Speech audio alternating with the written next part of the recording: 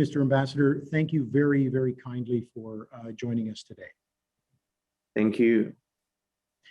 Mr. Ambassador, it's been almost 2 months since the Hmong release.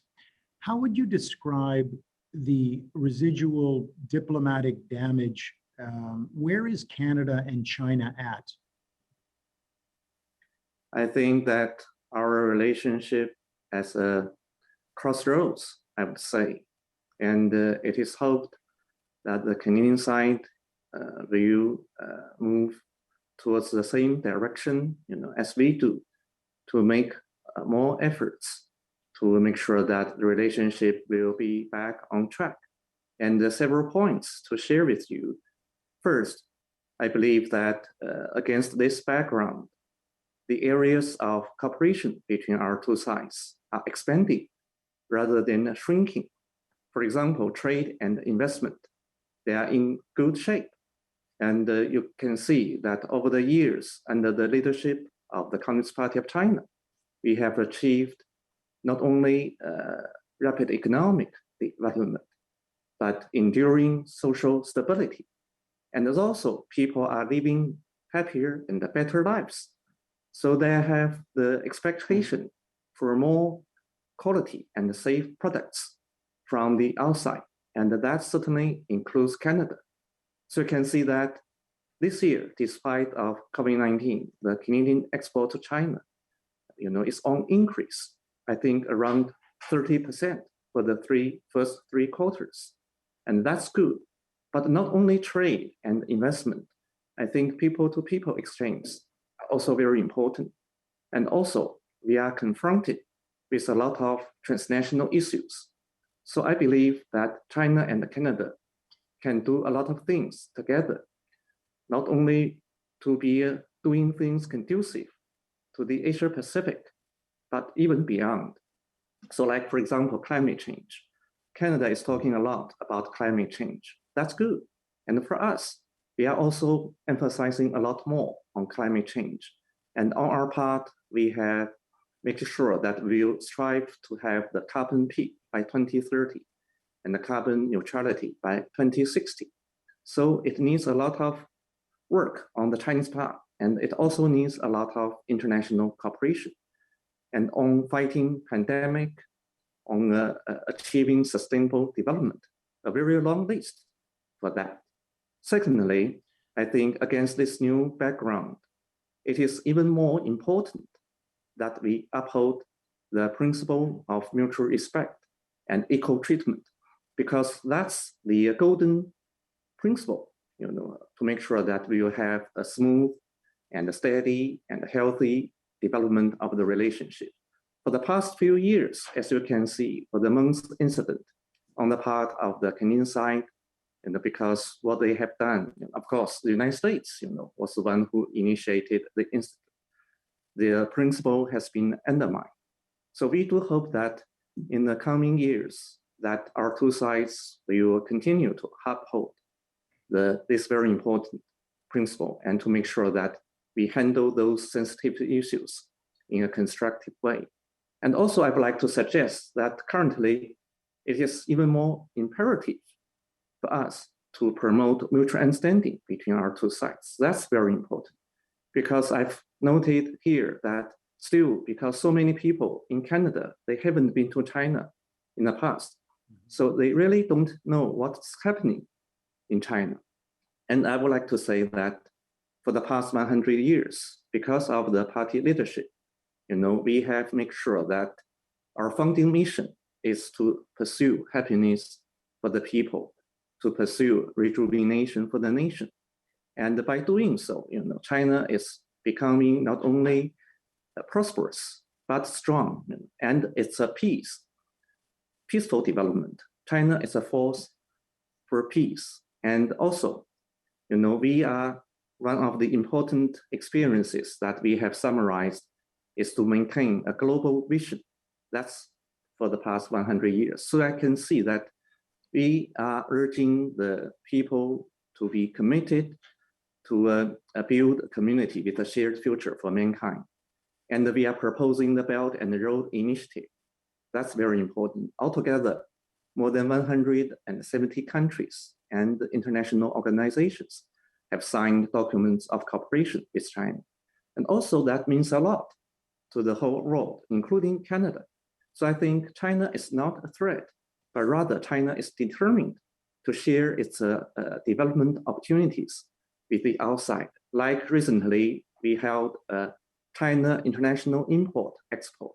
That's the 4th year that we were doing so. And I'm happy to see a lot of Canadian companies took part in the event.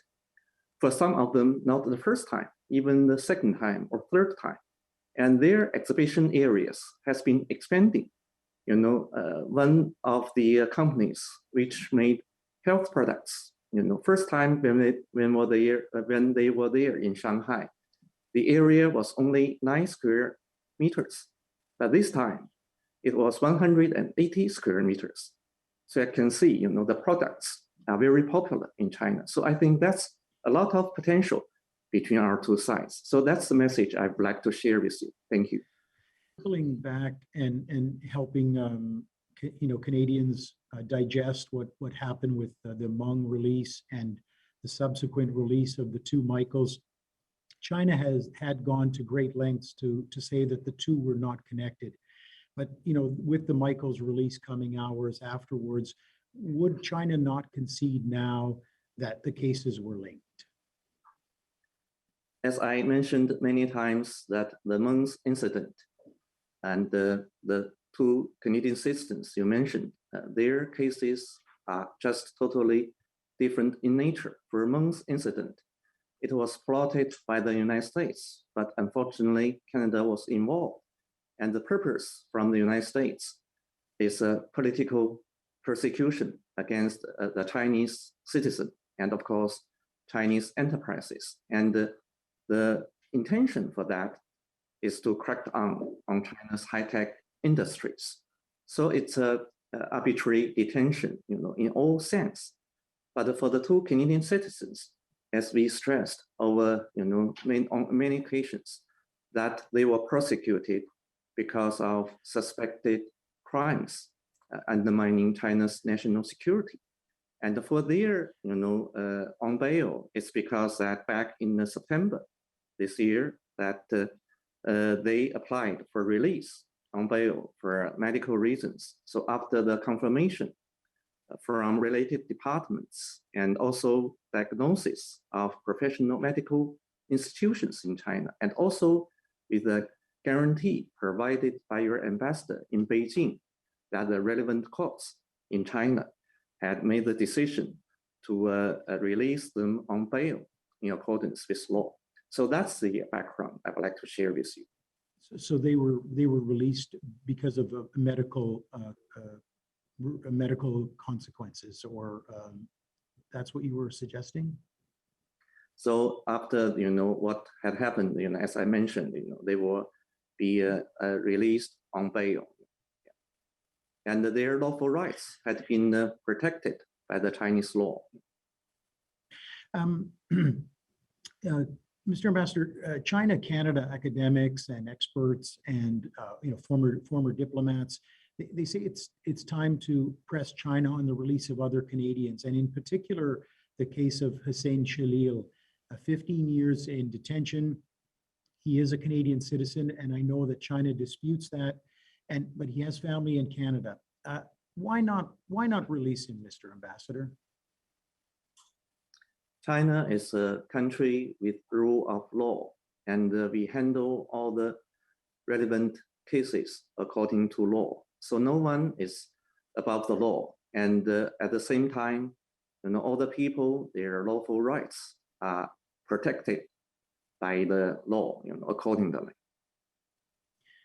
On humanitarian and compassionate grounds, would you consider releasing him after these 15 years? I have made sure that we will handle, or the relevant authorities will handle those cases, according to law. That's our practice. Can I ask you if Ambassador Barton made any outreach to China on the release of Hussein Shalil? Have they been active in securing his release? I think that the two sides have regular contacts, regarding a lot of things. So we have this kind of normal exchange, and our channels are open. Let's just switch gears and talk about 5G technology. Canada's imminent decision on whether to ban Huawei on 5G. There's a growing and broad consensus that that decision will be a slam dunk against Huawei. Your thoughts? People are talking about things like national security when it comes to Huawei. But in fact, Huawei has the cooperation in the role with more than 170 countries and regions, and no one has come forward with any concrete evidence to suggest that it has a security threat, but rather it's the United States. As you can see, time and again, they have been involved in this kind of electronic monitoring, all the time over other countries, including its allies.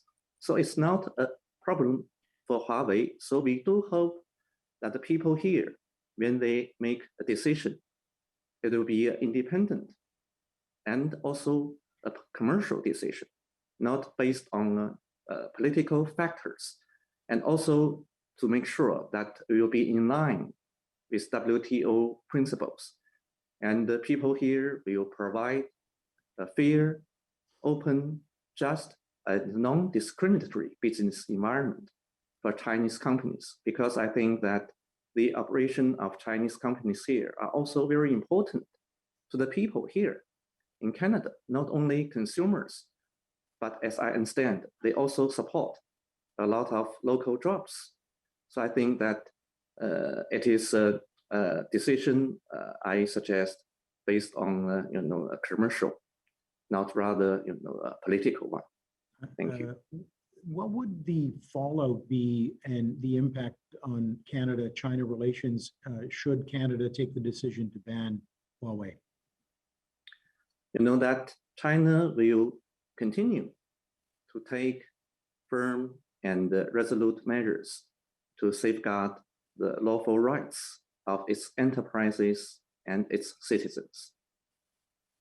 Would it hurt Canada-China relations if the decision is taken by the Trudeau government to ban Huawei?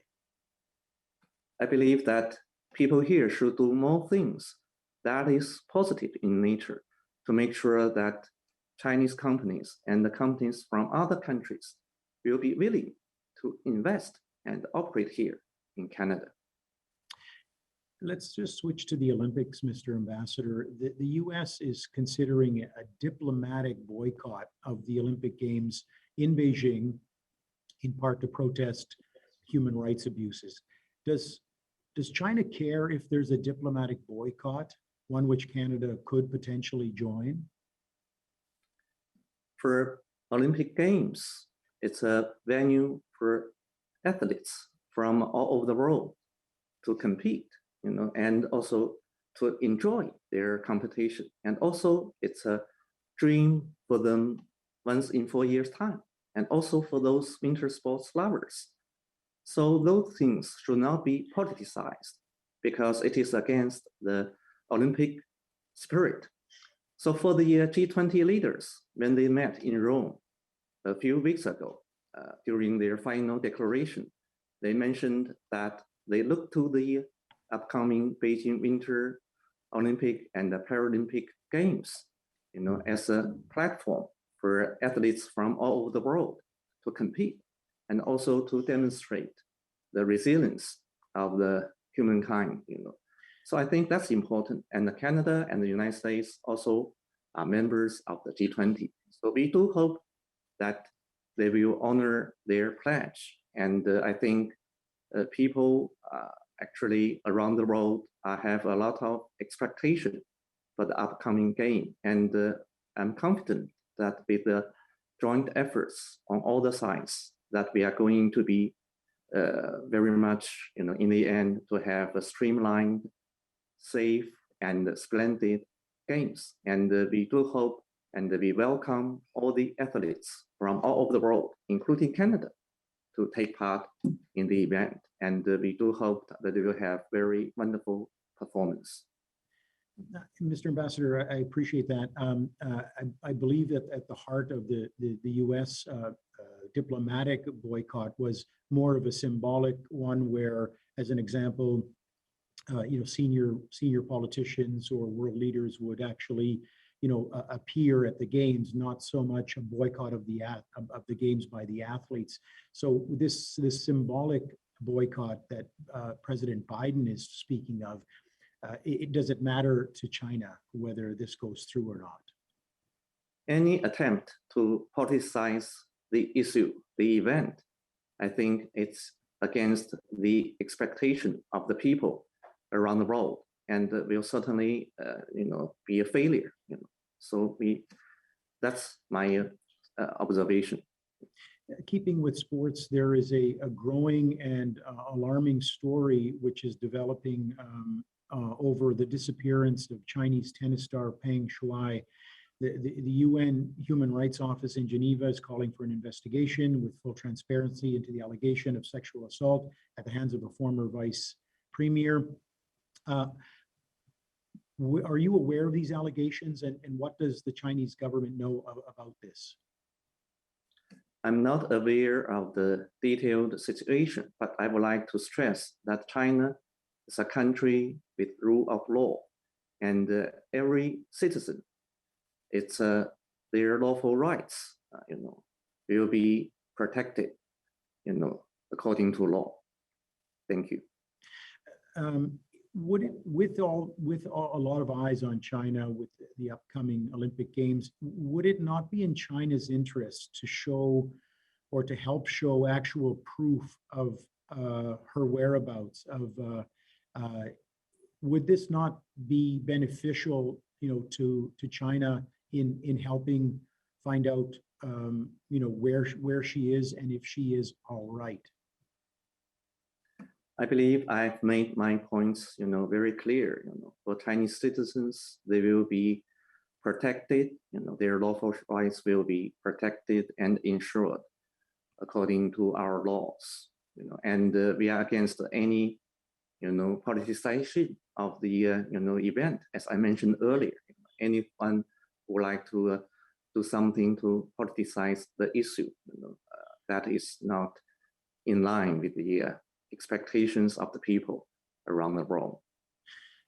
I just, my question was just because there's a growing number of voices. The Women's Tennis Association is threatening to pull out of China, which would be, tens of millions of dollars, and also, a very, very, very major decision to exclude China from professional women's tennis. And is this not harmful to China's image? And how do you address this? I hardly believe the image, of China will be tarnished. But for those who would like to take, some opportunities to try to blacken the image of China, their attempts will end up in failure. I'm going to ask it again, and I'm sorry, but would it not be in China's best interest to show that Peng Shuai is well, and she is? I know that there was an email saying that she was all right and she retracted the allegations, but would it not help if China said that here she is and she's fine, and that would reduce the alarm and the concern globally? And how would you respond to that? Just as I mentioned earlier, that the citizens of China, men and women, all of them, their lawful rights are ensured and protected according to law. So that's my answer. So I think that I've made the point very clearly. Thank you. Okay. In closing, at the beginning of the interview, you talked about Canada and China being at a crossroads, and why should there be reason for optimism in this relationship and at this crossroads? Because I talked to a lot of people recently, and I think all the people, or they had been working hard on the relationship, and they really understand the value of the relationship. So I think the development of the relationship, for our two countries are conducive to the fundamental interests of our two countries, of our two peoples. And that has been proven by the past 51 years since the establishment of diplomatic ties between our two sides. So looking forward, of course, we will be encountering this kind of difficulties or that one. But as long as we are making sure that we base the relationship on the principles of mutual respect and equal treatment, and we work hard to make sure that there will be a win-win cooperation between us, I think we still can tap into the great potential between our two sides. And that's also, I think, in the interest of the peoples, not only in China, but also here in Canada, because a recent report suggested that more than 360,000 jobs here in Canada are supported by the Canadians' export to China. So that's huge. And if you plus Chinese students and the investment coming this way, there will be additional 100,000 jobs being supported. So that's great, and that makes sense. And as I mentioned, we can work a lot, not only on bilateral fronts, but on issues like climate change, fighting pandemic, and we are in support of multilateralism. So China and Canada can do a lot of things to make sure that we will make contribution to the stability and the prosperity in the Asia Pacific and for the whole world. We value the relationship, and we should perceive the relationship from a long-term and a strategic perspective. Mr. Ambassador, I want to thank you very much for your time today. Thank you so much for having me today. Thank you. Take care.